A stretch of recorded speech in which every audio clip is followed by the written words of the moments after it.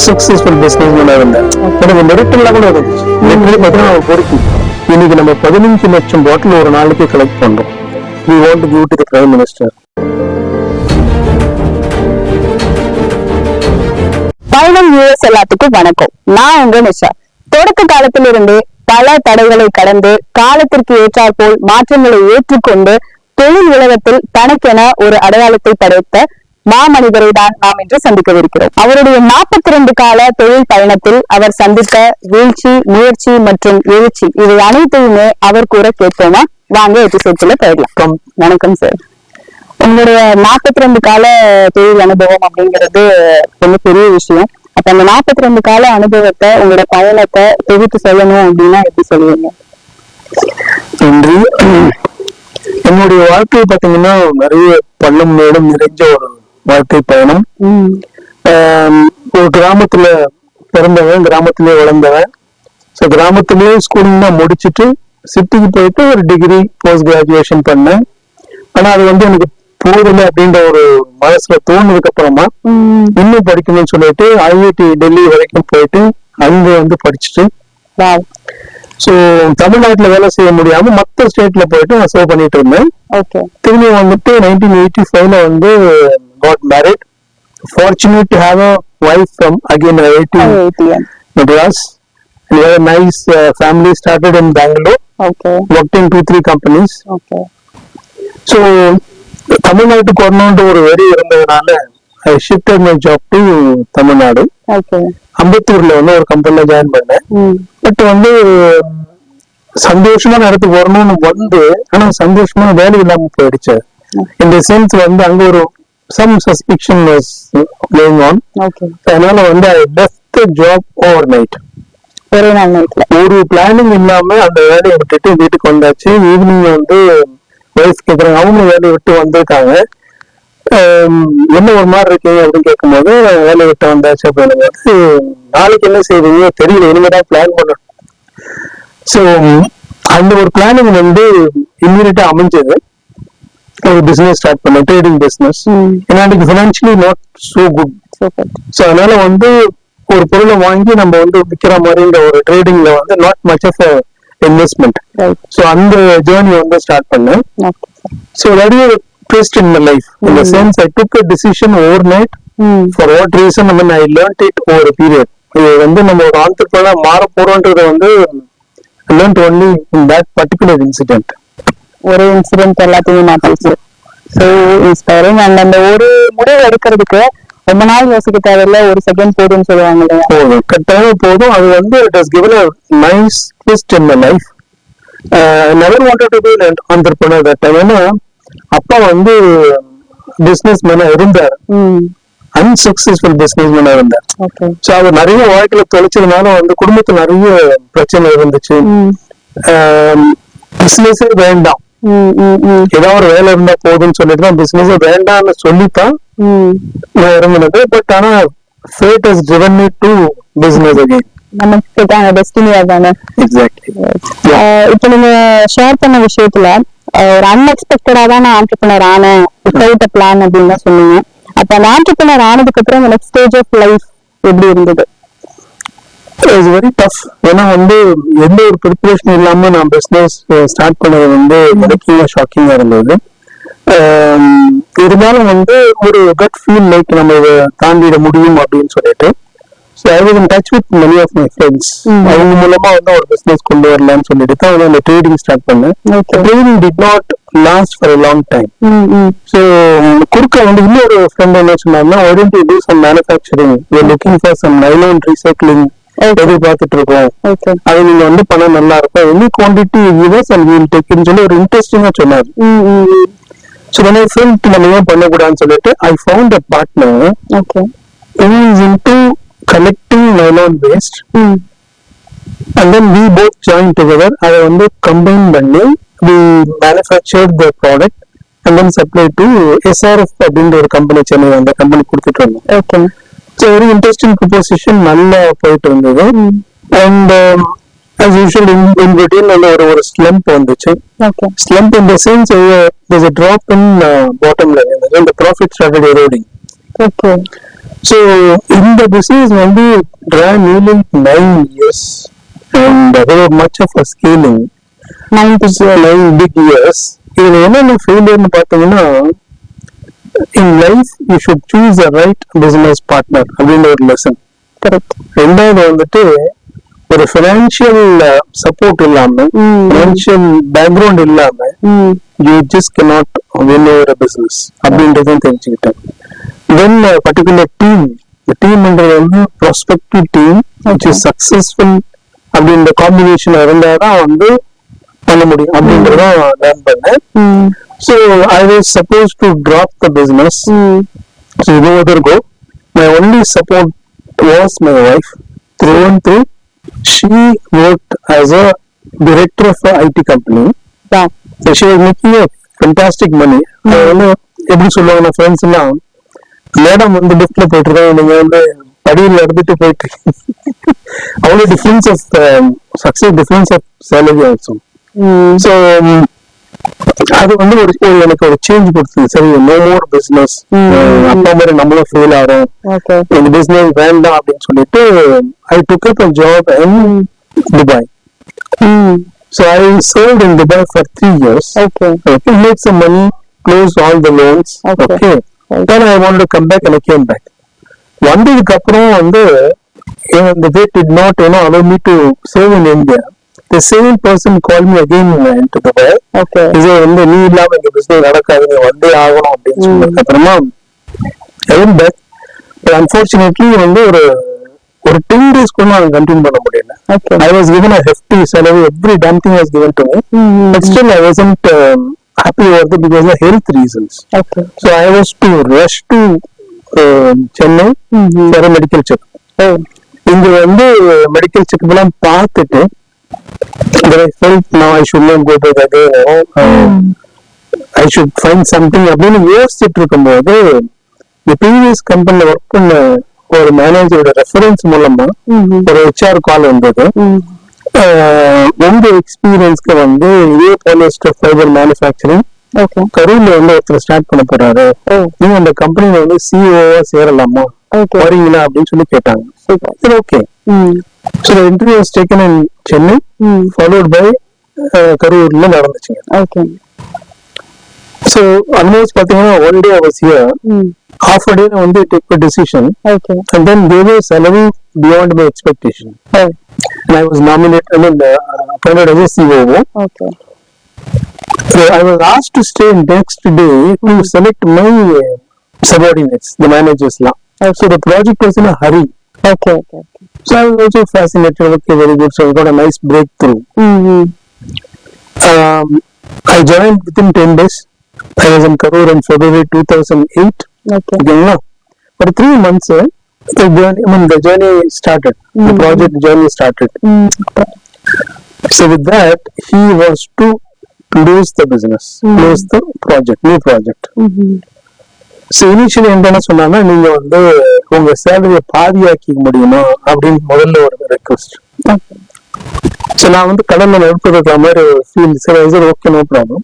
But aim is to see that the project is through. அடுத்த request வந்து, sorry Shankar, I am closing this, you find an alternative. So I just dropped like a hot potato. அப்போ அந்த கம்பெனில இன்னொரு director வந்து, Shankar sorry, நானும் ஒரு காரணம் ஒன்ன செலக்ட் பண்ணது, நீ ஹாப்பியா துபாயில இருந்த, நான் உன்னை கூட்டிட்டு வந்து உன்னை மாதிரி I put you into trouble. I will start the business with my money. You continue as a CEO in the same company. I said okay, fine. So I took the challenge. Within a year, we brought machines from abroad. Okay. Set up பண்ணி product வெளியே கொண்டாங்க. I showed that this project is viable. So the product came out beautifully. Wow. ஓகேங்களா? Great. But என்ன ஆச்சுன்னா, அவரோட period அவருக்கும் வந்து financial constraint இருக்கு. அவரால வந்து ஒரு பியாண்ட் லிமிட் வந்து பண்ண முடியாது. So I was struggling. Almost வந்து ஒரு 6-7 மாசம் நான் சம்பளம் எடுக்கல. எல்லாம் மேடமோட சப்போர்ட் தான், ஒன்னும் எடுக்க முடியல. அப்போ வந்து அவர் வந்துட்டு ஃபீல் பண்ணாரு, சங்கர் நீயே வந்து ஒரு 50% பார்ட்னர் ஆயிடக்கூடாது, ஒரு இன்வெஸ்ட் பண்ணாரு. Okay sir, I took some loan, invested in the business. I became a 50% partner. over a period I became 80% partners. Okay. When I became 100% one and we quit the business. I settled. This is how the journey started. A successful business started in 2008 in Karur. Okay. 18 years of business in the Sri Lanka polyester, and we are successful. I am considered to be a successful entrepreneur. I think people say so. I think so. You are, sir. You are. Okay. வெளிநாடுகளுக்கு ஏற்றுமதி செய்ய ஆரம்பிச்சதுக்கு அப்புறம் தமிழ்நாட்டுல இருந்து company அப்படின்றப்போ வெளிநாடுகள்ல நமக்கு மார்க்கெட் வெல்கம் எப்படி இருந்ததுங்க சார்? எங்க ப்ராடக்ட் பாத்தீங்கன்னா சச் என்ன சொல்ல ஒரு டிமாண்டிங் ப்ராடக்ட்டுங்க. சைனா வந்து 85 கண்ட்ரிஸ் இம்போர்ட் பண்ணிட்டு இருந்தாங்க. அதனால எவ்வளவு மெட்டல் பண்ணாலும் கொடுங்க அப்படின்ற ஒரு டிமாண்ட் இருந்துச்சு. பட் என்ன இஷ்யூனா வந்து கலெக்ஷன் ஆஃப் பாட்டில் வந்து சம்திங் நியூ டு தமிழ்நாடு அந்த ஆரம்பத்துல. ஒரு போஸ்ட் கிராஜுவேட் இருந்துகிட்டு நான் தெருவா போயிட்டு பாட்டில் பொறுக்கிறது பார்த்தீங்கன்னா பொறுக்கி ரோட்ல பொறுக்கி அதை பொறுக்கிறதுக்கும் வந்து அவங்க சொல்லி கொடுக்கணும். எதை எடுக்கணும் எதை எடுக்கக்கூடாது, பெட் பாட்டில் மட்டும்தான் வந்து மற்ற பாட்டில் வேண்டான்ற ஒரு ட்ரைனிங் எல்லாம் கொடுத்து ஒரு 1000 பாட்டில் ஒரு நாளைக்கு கலெக்ட் பண்றதுல இருந்து இன்னைக்கு நம்ம 15 லட்சம் பாட்டில் ஒரு நாளைக்கு கலெக்ட் பண்றோம். So the 15 லட்சம் equivalent to 25 tons of fiber. So much of water saving, so much of carbon dioxide emission saving எல்லாம் வந்து இதனால நடக்கிறது. So I started liking Karur. So export is a sort of wanted business in our product. Okay. So அதனால உங்களுக்கு ஃபாரின்ல நல்ல welcome இருக்கு. Okay. Nice sir.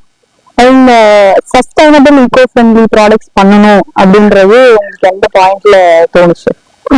என்னோட ப்ரீவியஸ் பிசினஸ்ல பாத்தீங்கன்னா ரீசைக்ளிங் தான். அது வந்து நைலான் ஃபிஷ் நெட், அது வந்து கடலுக்கு போய் பிடிச்ச மீன் பிடிச்ச அந்த வலை இருக்கு பாத்தீங்களா, அந்த வலையை கொண்டு வந்து அதை வந்து மெல்டிங் பண்ணி அதுல இருந்து வந்து சில நைலான் சிப்ஸ் எடுத்து அது ஒரு இன்ஜெக்ஷன் மோல்டட் காம்பனண்டா பண்றது. அது ஒரு வேல்யூ அடிஷன். அது கலெக்ஷன் தான் வந்து டர்ட்டி ஜாப். பட் கலெக்ஷனுக்கு அப்புறம் இருக்கிற ஒரு டெக்னாலஜி இன்ட்ரெஸ்டிங் டெக்னாலஜி. ஸோ அதே பின்னணியில இந்த பிசினஸ் இல்லை. ஸோ இது வந்து ஸ்லைட்லி பெட்டர் தென் ஃபிஷ் நெட். ஃபிஷ் நெட் கடலுக்குள்ள போறது, இது வந்து நிலத்துல இருக்கிறது. ஸோ கலெக்ட் பண்ணி பண்றதுல வந்து எனக்கு ரொம்ப ஒரு அலாதி இல்லைன்னு. சோ இது என்ன பார்த்துட்டு இன்னைக்கு பாத்தீங்கன்னா தமிழ்நாட்டுல ஒரு 10 பேர் இருக்கிறாங்க. ஆரம்பம் கரூர்ன்றது எனக்கு ஒரு பெருமை. ஆக்சுவலி சஸ்டைனபிலிட்டி கேட்டீங்க.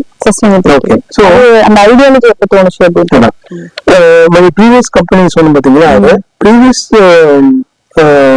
கம்பெனில ஒர்க் பண்ண பாத்தீங்களா, அந்த கம்பெனிலுமே வந்து இதே மாதிரி ரீசைக்கிள்ல இருந்தது. அது வந்து எனக்கு ஒரு பேக்ரவுண்டு. பிளஸ் வந்து லுக்கிங் அட் த சொசைட்டி, இவ்வளவு பாட்டில் வந்து செஞ்சு கிடக்கு, கண்ணா பண்ணு கிடக்குறது, இதெல்லாம் வந்து எடுத்து யாராவது ஒரு ரூம் கொடுப்பாங்களா அப்படின்னு நம்ம எழுந்துறதுக்கு போல நாமளே செய்யக்கூடாதுன்ற ஒரு எண்ணத்துல வந்து என்ன இருந்தாலும் செஞ்சிடும் அப்படின்னு சொல்லி நிறைய ஆர்ட்ஸ் இருந்தது. எனக்கு மெரிட்டெல்லாம் கூட இருந்துச்சு. இதெல்லாம் தாண்டி வந்து நம்ம பொறுக்கி எடுத்து இது ஒரு ரூம் கொண்டு வந்து என்னுடைய எஃபர்ட் நான் பெருமையா சொல்லிக்கலாம். ஏன் இதை நான் பண்றேன் அப்படின்னா, இந்த ப்ராசஸ் வந்து கம்பேர்ட் ஒரு வெர்ஜின். பாலியஸ்டர் அப்படின்னா வெர்ஜின் தான். என்ன ரொம்ப பெட்ரோகெமிக்கல். க்ரூட் ஆயில் எடுக்கிறோம், க்ரூட் ஆயில்ல இருந்து பெட்ரோகெமிக்கல், பெட்ரோகெமிக்கல் இருந்து பிளாஸ்டிக் வருது, அதுல இருந்து தான் இது வருது. இப்போ க்ரூட்ல இருந்து பாட்டில் பண்றாங்க, ஓகேங்களா. நான் பாட்டில் இருந்து ஸ்டார்ட் பண்றேன். ஸோ க்ரூட் பாட்டில் வரைக்கும் இருக்கிற எனர்ஜி சேவிங் இஸ் 50%. பாட்டில் இருந்து ஃபைபர் பண்றது regular route. So 50% energy saving. Plus எங்க ஃபைபர்ல நாங்க கலர்ஸ் எல்லாமே மெல்டிங் ஸ்டேஜ்ல ஆட் பண்ணுவோம். என்ன ஆகுன்னா போஸ்ட் டைங்கிற ஒரு ஆபரேஷனே கிடையாது. சோ அந்த வாட்டர் பொல்யூஷன் அப்படின்றது இல்ல, வாட்டர் சேவிங் இருக்கு. 70% வாட்டர் சேவிங் இந்த ப்ராசஸ்ல. இது ரெண்டுமே வந்து சஸ்டைனபிள் கோல்ல வந்து டாப் கோல் வச்சுங்களேன். என்னுடைய 17 கோல்ஸ்ல we follow something like 7 to 8 goals. இதுல இந்த ரெண்டும் வந்து carbon di oxide saving, emission saving, and then water saving. இது வந்து it's given me a lot of credits னு வச்சுங்களேன். So people started liking our project, started liking our product. Fibre பண்ணோம், ஃபைபர்ல இருந்து யான் பண்ணோம், யான்ல இருந்து ஃபேப்ரிக் பண்ணோம். ஃபேப்ரிக்கோட நிற்கும் போது அது B2B. ஒரு காமன் பர்சன் வந்து அதை அப்ரிஷியேட் பண்ண முடியும். சரிங்களா? ஸோ இது வந்து ஒரு கார்மெண்டா நம்ம பண்ணோம்னா இது வந்து மக்களுக்கு போய் சேரும்போது இது பாட்டில் இருந்து பண்ணதான் ஒரு வாவ் ஃபேக்டர் கிரியேட் பண்ண முடியும். கார்மெண்ட் அந்த கார்மெண்ட் போனதுக்கு அப்புறம் தான் உங்களோட விசிபிலிட்டி கூடுச்சிங்க. ஸோ அந்த சஸ்டைனபிலிட்டி நேம் வந்து increased multifold because we went into garments. Right. So it is Ecoline. It is Ecoline. So that's how Ecoline is a brand name we started for our garments. Okay. We started with a t-shirt. சில basics எல்லாம் பண்ணிட்டு இருந்தோம். ஒரு பீரியட்ல என்னாச்சுன்னா அது வந்து did not give us much business. இது எப்படி நம்ம கூட்டணும் அப்படின்னு சொல்லிட்டு யோசிக்கும் போது I start watching நிறைய serials, movies and then news, prime மினிஸ்டருடைய ப்ரோக்ராம்லாம் நிறைய பார்ப்பேன். பாத்தீங்கன்னா பிரைம் மினிஸ்டர் வந்து பிகம் சார்ட் ஆஃப் ஒரு ஐகான், ஒரு ரோல் மாடல் மாதிரி. ஏன்னா பிரைம் மினிஸ்டர் வந்து ஒரு ட்ரெஸ் போட்டாருன்னா அதை திருப்பி போட மாட்டாருன்றது எல்லாரும் சொல்லுவாங்க. இது never repeat the dress.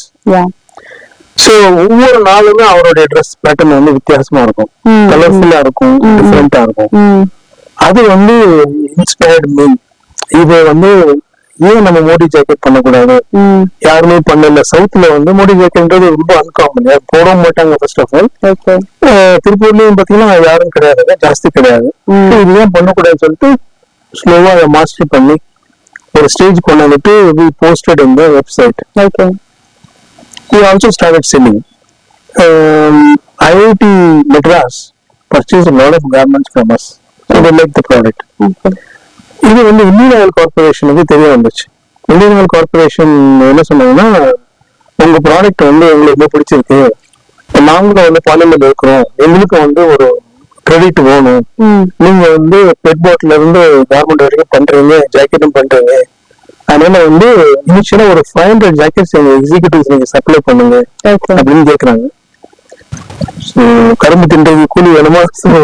Immediately accepted and we supplied 500 pieces to reach all the executives. உடனே வந்து chairman took a call. இது ஏன் நம்ம வந்து பெட்ரோலியம் மினிஸ்டர் பூரின்னு இருக்காரு, அவருக்கு ஏன் நம்ம கொடுக்க கூடாதுன்னு சொல்லிட்டு they went and presented to the petroleum minister. He also wore it. So he liked it. என்ன சொன்னாரு, எனக்கு ரொம்ப பிடிச்சிருக்கு, இது ஏன் நம்ம பிரைம் மினிஸ்டர் வந்து ஏன் பண்ணக்கூடாதுன்னு சொல்லிட்டு they were discussing it. Meanwhile, they took some quantity. அப்போ வந்து Bill Gates visited India. So Bill கேட்ஸுக்கும் கொடுத்து அவரும் வந்து ட்ரெஸ் டெக்கரேட் பண்ணாங்க நம்ம ப்ராடக்ட் வச்சு. அவருக்கும் கொடுத்தாங்க, அவங்க ஒய்ஃபுக்கும் கொடுத்தாங்க. So they gave to so many VIPs, bureaucrats and international people. So suddenly ஒரு நாள் ஒரு கால் வந்துச்சு, we want to go to the Prime Minister. My only support was my wife. The maximum ஒரு அச்சீவ்மெண்ட் அப்படின்னா அதான் நான் சொல்ல முடியும் வாழ்க்கையில. He became our ambassador. என்னுடைய ப்ராடக்ட் வந்து டச் பை ஜோ பிடன்